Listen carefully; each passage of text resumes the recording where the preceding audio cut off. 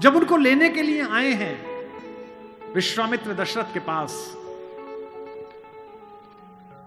तो विश्वामित्र से दशरथ ने पूछा कि आप तो इतने तेजस्वी राजा ऋषि हैं, थोड़ा सा जल लेकर छिड़केंगे तो राक्षसों का नाश हो जाएगा, आप मेरे बेटे को क्यों ले जाना चाहते हैं? विश्वामित्र ने कहा, मैं ऋषि हूं, मुझे क्रोध वर्जित है, मैं क्रोध नहीं कर सकता। तुम्हारा लड़का मर्यादा पुरुषोत्तम है। पुरुषोत्तम मतलब पुरुषों में उत्तम, देवताओं में उत्तम नहीं, पुरुषों में उत्तम। इसलिए मैं उसे ले जाता हूं ताकि वो जो मुझे कराना है वो कर सके। दशरथ में फिर भी मोह है, राम में मोह नहीं है।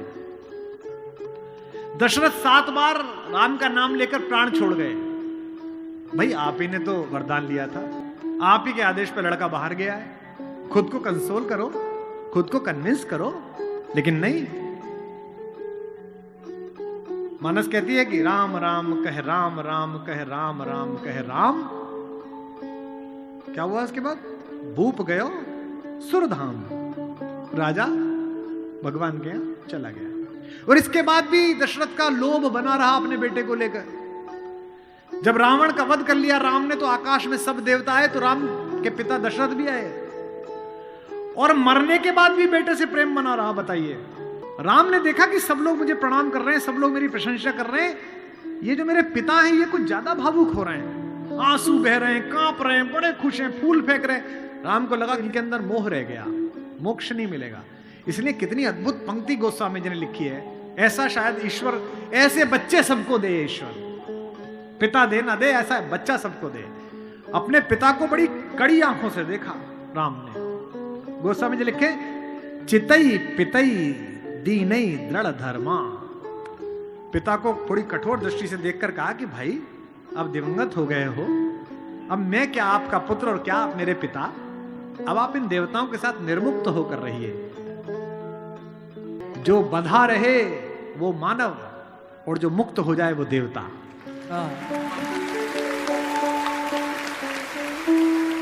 इसीलिए राम चाहते हैं कि उनके पिता मुक्त हो जाएं। राम वन जा रहे हैं, पूरी अयोध्या आंसुओं से भरी हुई है।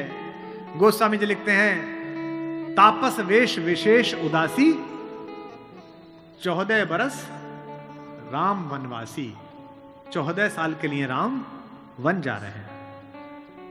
अगर कभी समय मिले तो श्रीमद् वाल्मीकि रामायण का वो 3 पेज पढ़ना जहां कौशल्या अपने बेटे को समझा रही है। अद्भुत है वो, रोती जा रही है और समझा रही हैं। कौशल्या का स्वस्ति वाचन। गोस्वामी जी लिखते हैं कि बंदहु कौशल्या दिशि प्राची, प्राची दिशा, पूरब दिशा जैसी मैं कौशल्या को प्रणाम करता हूं। क्यों? जिसकी कोख से ये सूर्य पैदा हुआ है। क्योंकि सूर्य कहां से निकलता है? पूरब से निकलता है। कीरति जासु सकल जग माची। कौशल्या स्वस्ति वाचन कहती हैं। भरा हुआ कंठ है, आंसू बह रहे हैं, और राम से कहती हैं कि हे राम, जंगल में प्रकृति तेरी सरीसृपों से रक्षा करे, सांपों से रक्षा करे। कहती हैं कि इंद्र तेरी रक्षा करे, मरुत तेरी रक्षा करे, वरुण तेरी रक्षा करे, और बेटा जो जो तेरी रक्षा करता रहेगा मैं रोज उसका यहां दीपक जलाऊंगी। लेकिन एक बात जो आखिर में कहती हैं, वही राम की मां हो सकती थी। और बेटा तू ये मत पूछना जंगल में और जहान में, नगर में रास्ता कौन सा हो, तू जिसका प्रतीक है सत्य, उसी के रास्ते पर चलना। और फिर एक बात कहती हैं, और चिंता मत कर, जिस धर्म की तू रक्षा करता है वो धर्म तेरी रक्षा करेगा। धर्मो रक्षति रक्षितः, धर्म रक्षा करता है। तो राम तुम उसी मार्ग पर चलो जो सत्य हो, कल्याणकारी हो, वो तुम्हारी रक्षा करेगा। ऐसे राम का निर्माण ऐसे परिवार के साथ हुआ है। उनके चारों तरफ जो परिजन हैं, जो उनके लोग हैं, राम के भाई भरत, जिन पर सबसे कम चर्चा होती है, सबसे कम भरत पर बोला गया है। लक्ष्मण उनके साथ 24 घंटे रहते हैं। शत्रुघ्न पर तो कम ही बोला गया है, भरत पर सबसे कम बोला गया है। सरस्वती ने देवताओं के कहने पर मंथरा की बुद्धि फेर दी। सरस्वती ने देवताओं के कहने पर कैकेयी की बुद्धि फेर दी। लेकिन जब भरत ने कहा कि मैं भैया को वापस लेने जा रहा हूं तो देवताओं में खलबली मच गई। बोले यार अभी तो गया है ये, और इसको लेने ही चल दिया, और राम भावुक भी है, इसके प्रेम में वापस ना आ जाएं। तो देवताओं ने सरस्वती को कहा कि तुम जरा बात कर दो। तो क्या कहती है सरस्वती? देवताओं से कहती है कि 1000 आंखें होने के बाद भी जिसको सुमेरु ना दिखता हो, तुम मूर्ख हो क्या? मोसो कहत भरत मति फेरिन, मुझसे कहते हो भरत की मति फेर दूं? दुनिया में किसी की भी बुद्धि भ्रष्ट कर सकती हूं, भरत की बुद्धि भ्रष्ट नहीं होती मेरे करने से।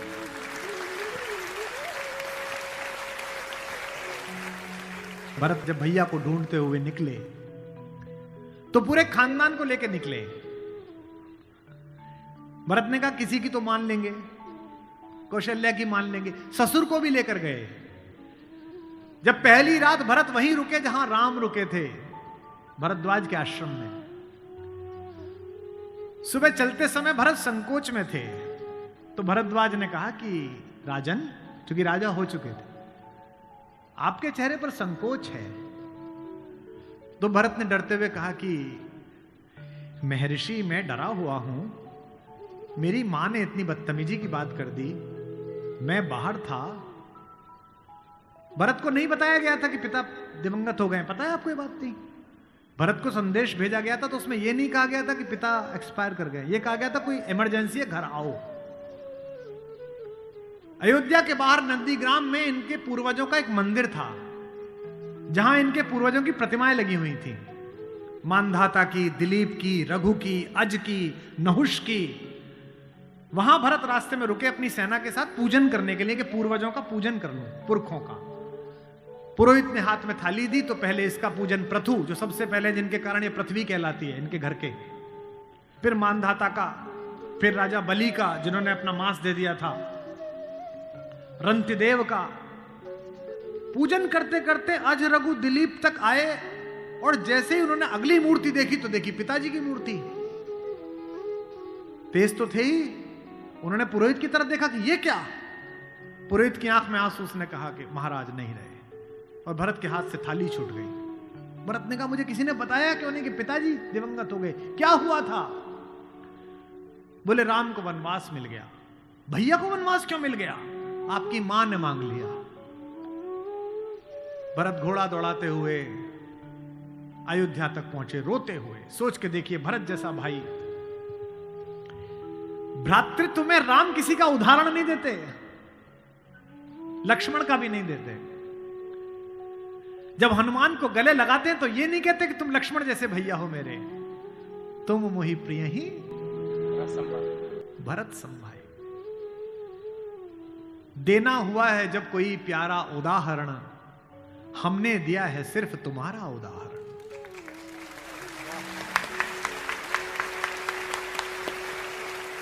तो भरद्वाज से भरत ने पूछा कि भैया मुझे माफ तो कर देंगे ना, मैंने इतनी बड़ी गलती की, एक ऐसी गलती जो भरत ने की नहीं, उसके पश्चाताप में है भरत। मां ने इतनी गलती की, मुझे माफ तो कर देंगे? भरद्वाज ने कहा हे राजन, मुझे पता नहीं कि तुम्हारे बड़े भाई तुम्हें कितना प्रेम करते हैं या नहीं, लेकिन जब वो यहां से जा रहे थे और सुबह के समय उन्होंने गंगा पार करने के लिए पुरोहित को बुलाकर स्वस्ति वाचन का मंत्र किया, तो बड़े खुश थे, प्रसन्न थे कि मैं वनवास पे जा रहा हूं, चेहरे पे मुस्कुराहट थी।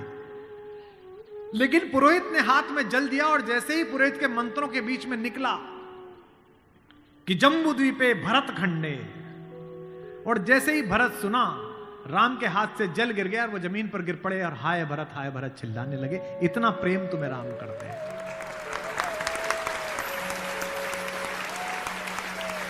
राम करुणा से भरे हुए हैं, इसीलिए करुणा निधि है।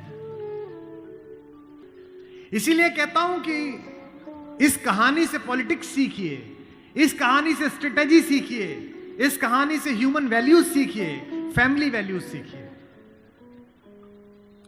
और जो राजनीति में लोग काम करते हैं, उनसे भी अनुरोध है कि सदा जनता की भावनाएं ही सत्य नहीं होती। इस देश का पहला लोकतंत्र का मानक गढ़ा राम ने, जिसने कहा कि जनता ही सदैव सत्य नहीं है, नीति सत्य है। मैं इसको सिद्ध करके बताऊंगा अब आपको। जब राम जंगल गए तो सब दुखी थे, सब परेशान थे, हर आदमी उन्हें लौटाना चाहता था। अगर राम उसी दिन लौट आते तो सब खुश हो जाते, लेकिन राम ने जनमत का सम्मान नहीं किया, नीति का सम्मान किया। जब पहली बार चित्रकूट पहुंचे तो वन देवी उनका स्वागत करने के लिए आई। वन देवी ने पूछा कि आप मेरे यहां विश्राम करने आए हैं, मैं आपके लिए क्या कर सकती हूं। तो राम ने क्या मांगा होगा सोचो। राम ने कहा कि हे वन देवी, बाकी सब ठीक है, निभा लेंगे, पर्णकुटी बना लेंगे, फल फूल खा लेंगे, जिस रास्ते से मैं आया हूं उसके कांटे हटा देना। वन देवी ने कहा कि आप तो आ चुके, अब कांटे हटाऊं ना हटाऊं इससे क्या। राम ने जो उत्तर दिया वो आपकी आंख भिगोने के लिए काफी है। राम ने कहा कि मेरी तो कोई दिक्कत नहीं है, मेरे पैर में कांटे लग गए, पर मुझे ढूंढता ढूंढता मेरा भाई भरत इसी रास्ते से आएगा, उसको कांटे नहीं चुभने चाहिए, कांटे हटा दे।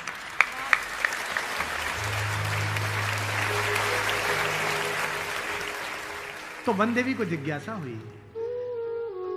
वन देवी ने कहा कि यथाज्ञा पयति महाराज, हे महाराज, आपने जो आज्ञा दी मैं कर दूंगी। एक छोटी सी मेरी जिज्ञासा है, क्या अयोध्या का राजा, अयोध्या की चतुरंगिणी सेनाओं का सेनापति, दशरथ का पुत्र, राम का छोटा भाई भरत इतना नाजुक है कि रास्ते में चलेगा तो उसके कांटे चुभ जाएंगे? राम ने कहा नहीं, वो तो वज्र के समान है, उसकी छाती से टूटकर तो इंद्र का वज्र टूट जाता है, ये कांटे उसे परेशान नहीं करेंगे। वन देवी ने कहा फिर क्यों हटा दूं? बोले परेशानी यह है कि जब उस रास्ते पर आएगा, अगर एक कांटा भी चुभा तो उसका दिल यह सोचकर टूट जाएगा कि मेरे कारण मेरे भैया को इन कांटों को झेलना पड़ा है।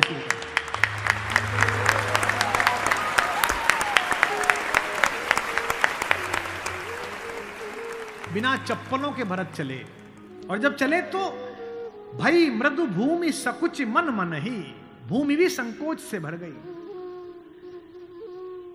कोमल चरण चलत बिनु पनहि, कोमल चरण चलत बिनु पनहि, भई मृदु भूमि सुकुचि मन मनि। इसका मतलब ये है कि भगवान स्वयं कष्ट सह सकते हैं, पर जो उन्हें प्रेम करता है वो कष्ट सहे ये उन्हें स्वीकार नहीं।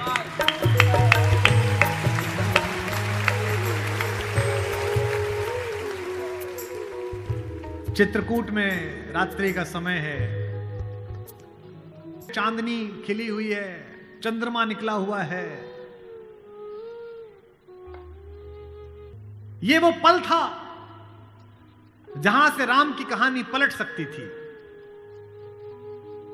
अगर दशरथ के अंधेरे कक्ष का एक निर्णय राम को इस जंगल तक लाया है मित्रों, तो आज इस पूर्णमासी के चांद के नीचे का राम का एक निर्णय राम को वापस अयोध्या ले जा सकता है या लंका ले जा सकता है। ये वो रात थी। मुझसे कोई पूछता है कि राम कथा की सबसे महत्वपूर्ण रात्रि कौन सी है, जिस दिन लक्ष्मण को मूर्छा आई वो भी महत्वपूर्ण नहीं थी, क्योंकि पता था कि बच जाएंगे। जिस दिन सीता का अपहरण हुआ वो रात्रि भी महत्वपूर्ण नहीं थी। यही रात महत्वपूर्ण थी, यही रात अंतिम, यही रात भारी, जिसमें भरत, शत्रुघ्न, तीनों माताएं, गुरु वशिष्ठ, ससुर साहब, सास, सब आए हैं कि बस राम लौट चलो। तदनंतर बैठी सभा उटज के आगे, नीले वितान के तले दीप बहु जागे, टकटकी लगाए नयन सुरों के थे वे। सब देख रहे थे, परिणाम उत्सुक उन भयातुरों के थे वे। वह चंद्रलोक था कहां चांदनी वैसी, प्रभु बोले गिरा गंभीर गूढ़ निधि जैसी। जब सबने खाना खा लिया, सबने पानी पी लिया, तब भगवान ने सबको बिठाकर पूछा। क्या सवाल पहला? भरत जैसे आदमी से, हे भरत भद्र, अब कहो अभीप्सित अपना। इतनी दूर चल के आए हो, बताओ क्या चाहिए? सब सजग हो गए, भंग हुआ ज्यों सपना। एक बात पूछी कि बेटा बताओ क्यों आए हो? तो क्या बोले भरत? हे आर्य रहा क्या भरत अभीप्सित अब भी। आप मुझसे पूछते हो कि मुझे क्या चाहिए? मुझे तो सब मिल गया भैया। इसी दिन के लिए तो मेरा जन्म हुआ था, पिताजी मर गए मेरे कारण, आप जंगल में बैठे हो मेरे कारण, सोने के आभूषण पहनने वाली मेरी भाभी एक वलकल पहने हुए मेरे कारण, जिसके सर पर अयोध्या का राजमुकुट होना चाहिए था उसके सिर पर जटाजूट है मेरे कारण। हे आर्य रहा क्या भरत अभीप्सित अब भी। मिल गया अकंटक राज्य उसे जब तब भी। पाया तुमने तरुतले अरण्य बसेरा, रह गया अभीप्सित शेष तदपि क्या मेरा। और मैं इसलिए भरत पर फिदा हूं कि भरत इतिहास का अकेला पात्र है जिसकी गलती नहीं है फिर भी प्रायश्चित कर रहा है।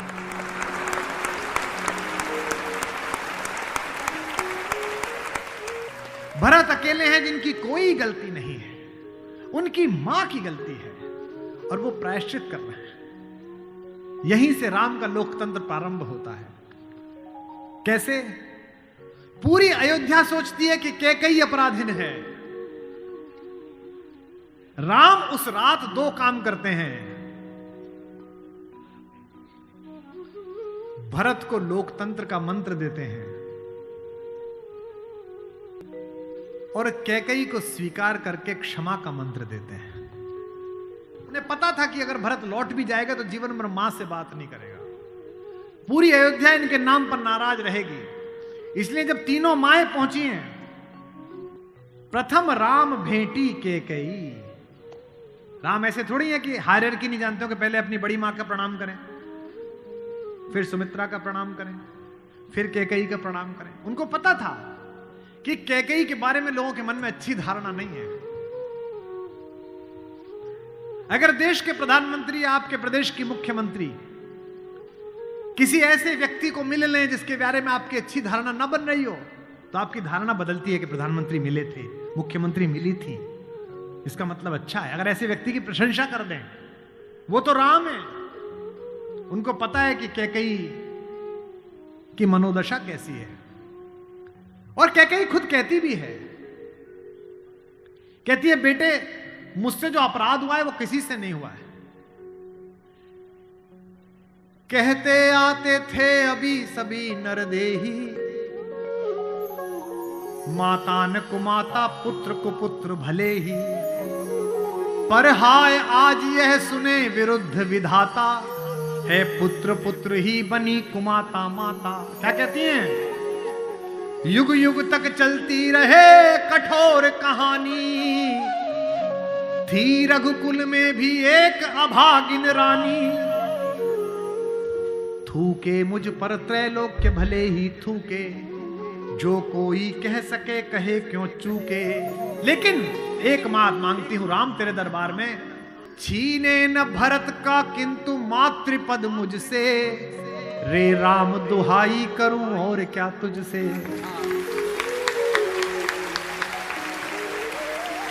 सोचिए कैसा क्षण है, अपने ही बेटे को मांग रही है राम से। कैकेयी अपने बेटे के लिए कह रही है कि राम तू सबको सब देता है बेटा, मुझे सिर्फ इतना दे दे, मुझे रानी मत रहने दे, जंगल में रख ले, भरत की मां बनी रहूं बस। इसी के लिए तो सब किया था। राम ने क्या कहा? हे अम्ब, ओ मेरी मां, हे अम्ब तुम्हारा राम जानता है सब, इस कारण वह कुछ खेद मानता है कब। फिर राम को याद दिलाया कैकेयी ने कि बेटा तुझे याद है तू आधी रात उठ के भाग जाता था मेरा सपना देख के। कौशल्या से कहता कि मां मैंने छोटी मां का सपना देखा है, मुझे छोटी मां के पास छोड़ के आओ। और तुझे गोदी में लेके कौशल्या मेरा दरवाजा खटखटाती थी, अरे यो कोयल, ये तेरा कोयल का बच्चा जाग गया, रो रहा है तेरे लिए। होने पर बहुधा अर्धरात्रि अंधेरी, होने पर बहुधा अर्धरात्रि अंधेरी, जी जी आकर करती पुकार थी मेरी। लो कुहुकुनी, ओ कोयल, लो कुहुकुनी तेरा कुहुक राम यह जागा। लो कुहुकुनी अपना कुहुक राम यह जागा। निज मंझली मां का स्वप्न देख उठ भागा। होने पर बहुधा अर्धरात्रि अंधेरी,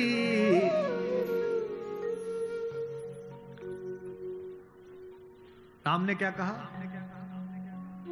मैं वही राम तू वही के कई मेरी।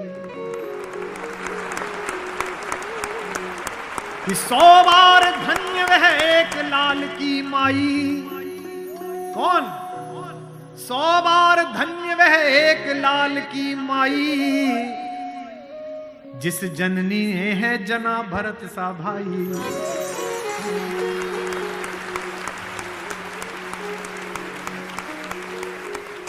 पागल सी प्रभु के साथ सभा चिल्लाई। 100 बार धन्य वह एक लाल की माई। 100 बार धन्य वह एक लाल की माई। 100 बार धन्य। कौशल्या से लेकर जनक तक सबका बहुमत राम को लौटाने का था, लेकिन राम नीति के साथ रहे। जनमत की उपेक्षा नहीं है। भरत जैसा भाई पाना, लक्ष्मण जैसा भाई पाना, कैसे कैसे चरित्र हैं भाई। एक भरत की पत्नी है मांडवी, उनका जिक्र नहीं होता। एक हमारी मां और है उर्मिला, उसका जिक्र नहीं होता। उर्मिला का कलेजा देखिए, मांडवी का कलेजा देखिए। जिस दिन लौटने के बाद भरत ने राज्य संभाल लिया, भाई की पादुकाएं रखकर सिंहासन पर, कौशल्या जाग रही थी। उन्होंने देखा कि ऊपर कोई घूम रहा है, कोई छाया घूम रही है महल में, अंतःपुर में। तो वो ऊपर गई तो देखा मांडवी घूम रही थी, भरत की पत्नी। तो कौशल्या ने पूछा कि बेटा तू सोई नहीं? उसने कहा हां मां मैं अभी जाग रही हूं। भरत सो गया होगा बेटा, तो उसके कक्ष में चली जा। तो कौशल्या से मांडवी ने कहा कि मां वो तो है ही नहीं यहां, कहां गया? बोले उन्होंने कहा कि भैया जब तक जमीन पे सोएंगे, भैया जब तक जंगल में रहेंगे, मैं महल में नहीं रहूंगा। वो अयोध्या के बाहर जो नंदीग्राम दिखता है ना, वहां दूर, वहां उन्होंने कुटिया बना ली है, प्राइम मिनिस्टर ऑफिस वहीं बना लिया, वहीं फाइल मंगाते हैं। तुझे नहीं ले गया? संकोच में पड़ी हुई मांडवी ने कहा मां मैंने तो कहा था आप जंगल में अकेले कैसे रहेंगे कुटिया में, मैं सेवा कर दूंगी, ले चलो। उन्होंने कहा नहीं, भाभी राम भैया के साथ चली गई हैं, तीनों माओं को देखने के लिए कोई नहीं है, तुम यहीं रहो, उनकी जिम्मेदारी हम पर है। कौशल्या ने कहा कि बेटा सो जा। बोले मां वो उनकी कुटिया दिख रही है, उसमें अभी दीपक जला हुआ है, यानी कि वो अभी काम कर रहे हैं। एक बार वो दीपक मंगल हो जाए, अंधकार हो जाए, तो मैं भी जाकर सो जाऊंगी। ऐसी मांगी।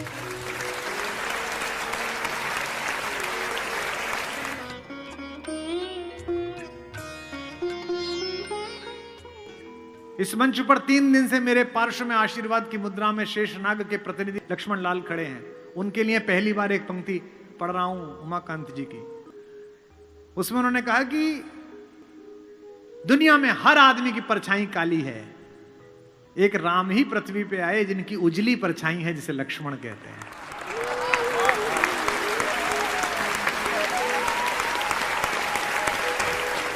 ये राम की उजली परछाई है। बाबा ने अच्छी बात लिखी है, 12 से निज हितपति जानी, लक्ष्मण राम चरण रति मानी। मेरा एक बड़ा प्रिय कवि है, बच्चा वो लखीमपुर से आगे एक गांव में रहता है, ज्ञान प्रकाश आकुल। ज्ञान ने छंद भेजा, रात सुनिएगा। चारों बच्चे पैदा हुए थोड़े थोड़े अंतर पर पालने में लिटाए गए, कि पालने में लखन व राम जी लिटाए गए, लेटते ही करुणा सदन चुप हो गए। राम तो लेटते ही चुप हो गए, हल्का सा पालना हिला। वशिष्ठ खड़े हैं, दशरथ खड़े हैं, माएं खड़ी हैं, मंगल स्वस्ति चल रहा है। दृश्य सोचिए कैसा है कि पालने में लखन व राम जी लिटाए गए, लेटते ही करुणा सदन चुप हो गए। किंतु लक्ष्मण कुछ ऐसा तेज रोए उन्हें, रोता देख धरती गगन चुप हो गए। बहुत रोए। राजवैद्य आए कोई रोग न बता सका तो, राजवैद्य आए कोई रोग न बता सका तो, ज्योतिषी भी करके यतन चुप हो गए। और लक्ष्मण कैसे चुप हुए रोते हुए? गुरु ने उठाया और लखन को राम के चरण में लिटाया तो लखन चुप हो गए। गुरु ने उठाया और लखन को राम के चरण में लिटाया तो लखन चुप हो गए। और वो नोएडा वाले, मैंने परसों बताए थे आपको कि कुमार जी अपने अपने राम करानी है। इनका क्या हो गया?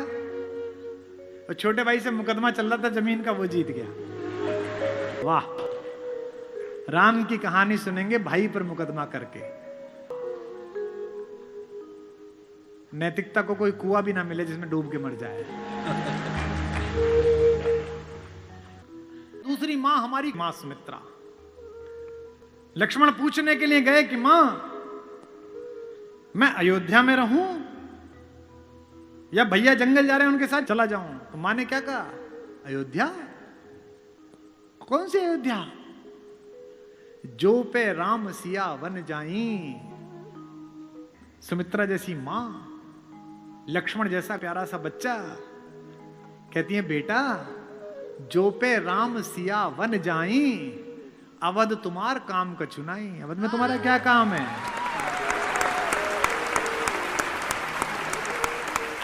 जहां राम है वहीं अयोध्या है। अवध तुम्हारा काम का चुनाई। और राम तो फिर भी हमारी मां के साथ है, सीता के। एक सत्संग है, एक स्नेह की डोर है। माना कि गृहस्थ में नहीं है, तपस्या का जीवन है, लेकिन फिर भी एक दूसरे की सुन तो रहे हैं। और यहां पति पत्नी बैठे हो तो वो इस बात को महसूस करेंगे जो 20 वर्ष 25 वर्ष बिता चुके हैं। एक समय आता है जब आपका कोई प्रेम का बहुत ज्यादा डोर नहीं होती, एक दूसरे के साहचर्य की होती है कि रहनी चाहिए यहीं। और पति को भी लगता है ये रहनी चाहिए और पत्नी को भी लगता है कि रहना चाहिए। हमारे माहेश्वर तिवारी ने पंक्ति लिखी है, इस हॉल में बैठी सारी भाभियों को और माओं को समर्पित करता हूं।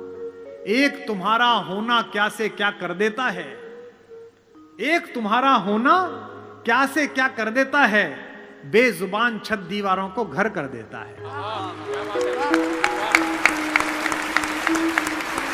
राम के साथ तो फिर भी सीता हैं। हमारी माता उर्मिला तो अकेली हैं। उनसे तो पूछा भी नहीं गया है कि अनुमति ली जाए कि नहीं ली जाए। एक दृश्य है चित्रकूट में, जहां पहली बार उर्मिला, मांडवी और श्रुतकीर्ति आई हैं अपनी सास के साथ राम को मनाने। तो सीता तो बड़ी बहन है, बड़ी बहनें छोटी बहनों का हित समझती हैं।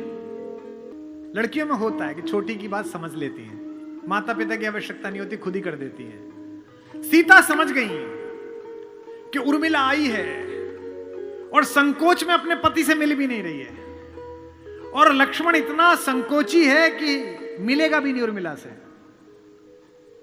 तो भाभी ने बुला के कहा कि बेटा इधर आओ। लक्ष्मण ने कहा जी भाभी, वो मेरी कुटिया में बेटा फूलों की डाली रखी है, वो जरा डाली उठा लाओ, माला बनानी है देवताओं के लिए। उनको पता है कि उनकी कुटिया में उर्मिला बैठी है। उन्हें लगा इस बहाने ही दोनों थोड़ा मिल लेंगे। उत्साह में भरे हुए लक्ष्मण के भाभी का काम करने जा रहा हूं, खटखट खटखट खटखट पहुंचे। जैसे ही झोंपड़ी का दरवाजा खोला और अंदर घुसे, देखा और मिला। सोच के देखिए क्या बीती होगी। जिससे बिना बात किए चले आए, जिससे बिना अनुमति लिए चले आए, सप्तपेदी के 7 फेरों में जिसके साथ शपथ खाई थी कि तेरा साथ नहीं छोड़ूंगा, राम के अनुराग में जिसे छोड़कर चले आए वो उर्मिला।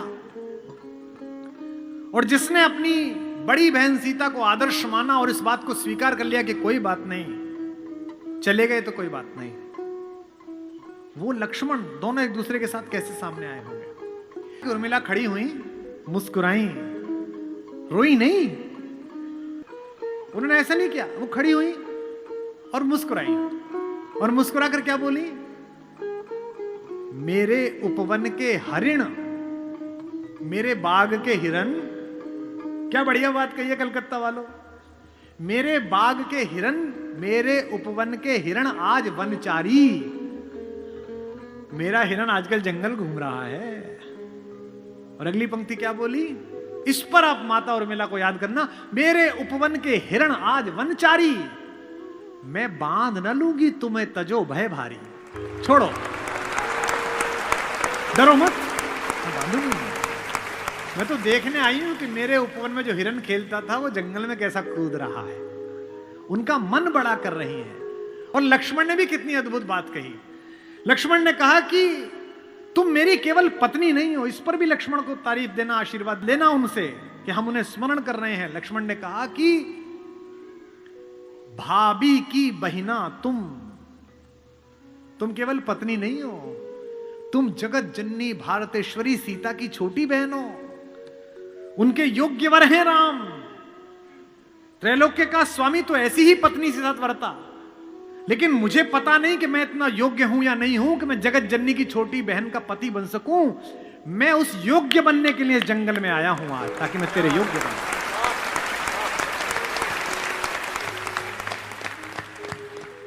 भाभी की भगनी तुम केवल अर्थ नहीं मेरे उपभोग। तपने दो वन में कुछ मुझको, बनने दो केवल निज योग्य। मुझे थोड़ी तपस्या करने दो, अपने लायक बनने दो। तुम तो कौन हो? मेरी पत्नी थोड़ी हो तुम पहले सीता की बहन हो, खानदान। और मैं केवल राम के पीछे चलने वाला एक लड़का। मुझे इस लायक तो बनने दो कि सीता माता किसी को परिचय कराएं और कहें कि ये मेरी छोटी बहन का पति है। ऐसी योग्य तो बनने। और लोग भी कैसे कैसे, भाई छोड़िए, पत्नी छोड़िए, पिता छोड़िए, माता छोड़िए, शत्रु भी कैसा भाई। इस कहानी का तो विलेन भी कितना खूबसूरत है, कितना कमाल का विलेन है। उत्तम कुल पुलस्त मुनि नाती। पुलस्त का नाती है भगवान शंकर का अनन्य भक्त, दशग्रीव। 10 सिर नहीं है उसके, ये सम्मित है, ये जो रामलीला में लगा देते हैं। 10 दिमागों के बराबर का आईक्यू है। जिसके ऊपर 10 सिरों की कृपा चलती हो, 10 काम एक साथ करता हो, 10 तरह से सोचता हो, उसका नाम दशानन है। 10 सिर वाला है वो। 9 ग्रह उसके चरणों में लेटे हुए हैं। शनि के ऊपर तो पैर रखे बैठा है। फिर भी राम से हार गया। क्यों हार गया? कारण बताता हूं। राम इच्छाओं से मुक्त हैं और रावण इच्छाओं के पाश में बंधा हुआ।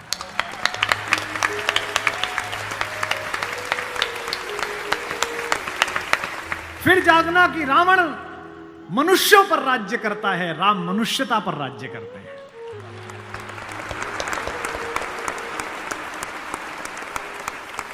आपको पता है कि जब भगवान ने युद्ध शुरू किया तो पूजा की। राम ने कहा जामवंत से, जामवंत सबसे सीनियर हैं, वो भी ब्रह्मा जी के पोते हैं, रावण के दादाजी के दोस्त हैं, पुलस्त्य मुनि के नाना के। कहा कि प्रभु महाराज जामवंत जी, मैं युद्ध करने जा रहा हूं, उससे पहले मैं पूजा करना चाहता हूं। जामवंत ने कहा करिए महाराज। तो बोले मेरे आराध्य तो शंकर हैं, शंकर राम की पूजा करते हैं और राम शंकर की पूजा करते हैं। इस कहानी से बड़ा समन्वय किसी का नहीं हो सकता। जामवंत ने कहा पूजा कर लीजिए महाराज। बोले मुझे एक ऐसा पंडित चाहिए जो शैव हो, शिव को मानने वाला, और मैं वैष्णव हूं तो वैष्णव भी हो। उन्होंने कहा कि इस जंगल में, इस युद्ध क्षेत्र में ऐसा कोई पंडित कहां मिलेगा भगवान। तो उन्होंने कहा पूजा कैसे होगी फिर। तो जामवंत ने कहा एक पंडित मेरे ध्यान में है, पर वो आपका पुरोहित बनेगा नहीं। बोले कौन। बोले पुलस्त मुनि का नाथी महारथी रावण, वो शिव का भक्त है और वैष्णव भी है, उससे करा लीजिए। सोचिए जिसको हराने जा रहे हैं उससे पूजा। राम ने जामवंत से कहा कि महाराज पूछ के तो आइए, अगर महापंडित रावण आज्ञा दे दें इस यज्ञ के लिए तो मैं कर लूं। रावण को पता चला कि जामवंत बुलाने आए हैं। रावण ने अपने सैनिकों से कहा कि जैसे ही दादा जामवंत आए कोई उनसे प्रश्न ना करे, उन्हें बस महल का मार्ग दिखा दे, हाथ जोड़ के सब चरण छुएं। जामवंत पहुंचे, रावण किले के द्वार पर चरण छूने आया, कहा कि पितामह मैं आपको प्रणाम करता हूं, मैं धन्य हुआ कि आप पधारे। जामवंत ने कहा कि मैं बहुत प्रसन्न हुआ तुम्हारी अतिथि सेवा देखकर। बिठाया, पूछा कैसे आए हैं। जामवंत ने कहा मैं एक इच्छा लेकर तुम्हारे पास आया हूं। एक मेरे साथ 2 जजमान हैं, वो एक यज्ञ करना चाहते हैं युद्ध शुरू करने के लिए। उन्हें एक ऐसे पंडित की आवश्यकता है जो शैव भी हो और वैष्णव भी। तुमसे अधिक गुणी व्यक्ति तो पृथ्वी पर नहीं है, क्या उनका पुरोहित बन सकोगे। क्या पूछा रावण ने, पहला क्या करैक्टर है। वाह।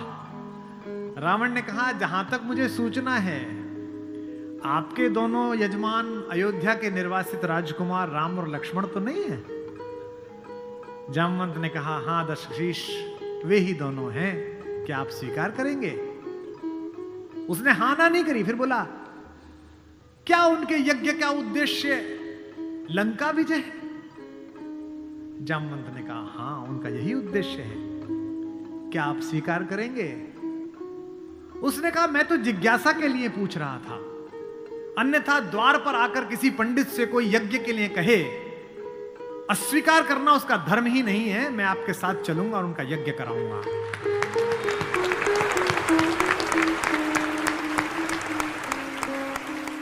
जामवंत ने कहा कि क्या मुहूर्त निकला। उसने नवग्रहों को बुलाया, बोले इधर बैठ, तू इधर बैठ, तू इधर बैठ। वो तो अपने ही हाथ में था, तू मिनिस्टर ऑफ स्टेट, तू फुल कैबिनेट। बता कितने बजे। बोले जी सुबह 5:30 बजे ब्रह्म मुहूर्त में, जिसमें हम पैदा हुए। तो उसने कहा ठीक है 5:30 बजे का मुहूर्त निकला, मैं 5 बजे आ जाऊंगा। जामवंत ने कहा आचार्य हो गए अब तो रावण। आचार्य पूजा के लिए क्या व्यवस्था करनी है, क्या सामग्री लाऊं। उसने कहा आपके यजमान, मेरे यजमान जंगल में हैं, अगर यजमान के पास पूजन सामग्री ना हो तो पंडित का धर्म बनता है कि वो पूजन सामग्री लेके आए, तो मैं लेके आऊंगा। उसने अपने पुत्र मेघनाथ को जगाया, इंद्रजीत को, और कहा बेटा अशोक वाटिका जाओ, अशोक वाटिका जाओ और सीता से कहो मैं उसे मिलना चाहता हूं, एक विशेष प्रयोजन है। थोड़ी देर बाद खुद पहुंचा और कहा सीते तुम्हारा पति राम लंका विजय का यज्ञ कर रहा है, उसके पास पुरोहित नहीं है, कल सुबह मैं उसका पुरोहित बनूंगा, लेकिन एक विवाहित व्यक्ति की पूजा अधूरी है अगर उसकी पत्नी उसके पार्श्व में ना बैठे। क्योंकि तुम उसकी पत्नी हो तो सुबह ये इंद्रजीत रथ लेकर आएगा, तुम स्नान करके नया वस्त्र पहनकर इस रथ में बैठ जाना, क्योंकि मेरे यजमान की पूजा पूर्ण होनी चाहिए, मैं अपूर्ण पूजा का पुरोहित नहीं हूं। और कहा कि तुम्हारी लंका से मुक्ति केवल पूजा तक की है, पूजा होते ही उठना और इसी रथ में वापस बैठकर अशोक वाटिका में आ जाना। क्या तो सीता, क्या राम और क्या रावण, क्या कहानी है ये। सुबह यही हुआ, शिवलिंग की स्थापना हुई, बालुका की मृत्यु से एक विग्रह बनाया राम ने अपने ओजस्वी हाथों से। राम आजानुबाहु हैं, घुटने तक हाथ आते हैं उनके, ये पुरुषोत्तम का लक्षण है। महाराणा कुंभा वे भी आजानुबाहु थे। कभी कुंभलगढ़ के किले में जाइए, 3 फीट का शिवलिंग है, नीचे बैठ के अपने ही हाथ से लोटे से रुद्राभिषेक करते थे बिना उठे। वे भी सूर्यवंशी थे। राम आजानुबाहु थे, उन्होंने अपने बड़े बड़े हाथों से शिवलिंग तैयार करा। धोती पहने हुए, तिलक लगाए हुए तेजस्वी रावण पहुंचा। राम और लक्ष्मण ने आसन से खड़े होकर अपने पुरोहित को प्रणाम करा। आचार्य, मैं दशरथ का पुत्र राम अपने छोटे भाई लक्ष्मण के साथ आपको प्रणाम करता हूं। दोनों ने पैर छुए रावण की और कहा कि आचार्य आसन ग्रहण करिए। आचार्य ने पूजन प्रारंभ किया। ओम गणपति गंगावाय। अब ये कि पत्नी कहां से आए? आचार्य ने पूछा राम से। मेरे यजमान विवाहित हैं? राम ने कहा हां आचार्य मैं विवाहित हूं। अपनी धर्म पत्नी से कहिए कि वो आपके पार्श्व में आकर बैठे। राम ने कहा आचार्य मेरी धर्म पत्नी मेरे साथ नहीं है। तो जामवंत ने कहा आचार्य पूजा कैसे होगी? बोले पितामह मैंने आपसे कहा था कि किसी यजमान के पास अगर सामग्री किसी भी तरह की पूरी ना हो, कोई व्यवस्था पूरी ना हो, तो आचार्य का धर्म है कि वो पूरी व्यवस्था बना के लाए। बेटा इंद्रजीत, यजमान की पत्नी को उनके पार्श्व में स्थापित करो। अपहरण गई हुई मां हमारी जगत जननी भारतेश्वरी पार्श्व में बैठी। पूजन प्रारंभ हुआ, सारी अर्चना हुई और पूजन के बाद रावण ने कहा कि मैं आप दोनों यजमानों को आशीर्वाद देता हूं कि आप दोनों जिस संकल्प के कारण ये पूजा कर रहे हैं, आज सारे देवता उपस्थित होकर आपके संकल्प को पूर्ण करें। मैं आशीर्वाद देता हूं। हमारे गांव में गीत गाया जाता था, बना पुरोहित रामचंद्र का जय का वर दे आया। जब चलने लगे तो राम ने पूछा, बोले आचार्य दक्षिणा? तो आचार्य हंसा। बोला त्रैलोक्य की संपदा आपके आचार्य के पास है, कुबेर का रथ आपके आचार्य के पास है, ऐसे में मेरा वनवासी मुझे क्या दक्षिणा देगा मेरा यजमान? तो राम ने कहा कि मैं रघुवंशी हूं, दक्षिणा के बिना पूजा कराना मेरे लिए निष्फल हो जाएगा, आप दक्षिणा तो मांगिए। तो रावण ने कहा कि मैं आपसे समय पर दक्षिणा मांग लूंगा। राम ने कहा उस समय में देने योग्य बचा या ना बचा? आचार्य बता तो दीजिए कि दक्षिणा क्या है। आचार्य ने दक्षिणा मांगी, उस पर रावण को भी राम की तरफ से प्रेम भेजा जा सकता है। आचार्य ने कहा मेरी दक्षिणा यही है कि आचार्य का जब अंतिम समय आए तब दोनों यजमान मेरे सामने उपस्थित रहें। एक अंतर समझ लेना राम और रावण में। आप ढूंढना आपके अंदर रावण है कि राम है। राम के पास जो है वो पर्याप्त है और रावण को जो प्राप्त है वो पर्याप्त नहीं है। रावण के पास पंचकन्याओं में पूजित हमारे मेरठ की पंचकन्याओं में सबसे सुंदर स्त्री मंदोदरी जैसी सती मां उनकी पत्नी है, लेकिन उसके बाद भी जंगल में घूमते हुए एक तपस्वी की वलकल पहने हुए युवती को अपनी रानी बनाना चाहता है। लेकिन युद्ध के आखिरी दिन जब रावण पड़ा हुआ है नीचे, निश्चेष्ट उसका शव पड़ा हुआ है, तो मंदोदरी ने विलाप करने के बाद पूछा वो कहां गया जिसने इसे मारा? लोगों ने कहा वहां बैठा समुद्र के किनारे, शाम ढल रही है, सूरज डूबने वाला है और रघुवंशी राम उदास एक पत्थर पर बैठे हुए कि इतना रक्तपात क्यों हुआ, दुखी है राम लाशों को देखकर। मंदोदरी गई, कमांडो खड़े हुए हैं उनको रोकने के लिए, लेकिन देखा कि माता मंदोदरी आ रही है तो पुलिस वाले हट गए, वानर हट गए, पीछे से पहुंची। चिंताग्रस्त राम ने अचानक एक स्त्री की छाया देखी जो पैर के आसपास आ रही है। राम सचेत होकर उठे और पलटकर कहा कि देवी मैं आपको प्रणाम करता हूं, इस निर्जन रण क्षेत्र में आप कौन हैं? मंदोदरी ने कहा हे राम, मैं रावण की दुर्भाग्यशाली पत्नी मंदोदरी हूं। राम ने कहा मां मैं आपसे क्षमा चाहता हूं, आपका पति बड़ा तेजस्वी था, महाज्ञानी था, उच्च कुल में पैदा हुआ था, ब्रह्मा का वंशज था, लेकिन उसने अनीति की थी, इसलिए मुझे उसको मारना पड़ा। मैं आपके इस शोक के लिए क्षमा चाहता हूं। मंदोदरी ने कहा, मैं इसलिए नहीं आई कि मैं तुम्हें कोसूं। राम ने पूछा, फिर किस लिए आई मां? मंदोदरी ने कहा, मैं देखने आई थी कि जिसने पूरी दुनिया पराजित कर दी, जिसने तेरे पूर्वज मानधाता तक को स्वर्ग में जाके चुनौती दे दी, जो कुबेर को कालर से पकड़ के नीचे ले आया, उस महापराक्रमी को हराया किसने? ऐसा उसमें क्या है जो मेरे पति में नहीं था? तो राम ने पूछा कि मां आपको पता चला क्या है? बोले हां पता चल गया, आने से पहले ही पता चल गया। राम ने पूछा क्या अंतर है? बोले राम, एक मेरा पति था जो मेरी जैसी सुदर्शना होते हुए भी तेरी पत्नी चाहता था। एक तू है कि पीठ पर से भी परिस्त्री की छाया पड़ी है तो उठकर खड़ा हो गया है। ये उसमें तुझ में अंतर है।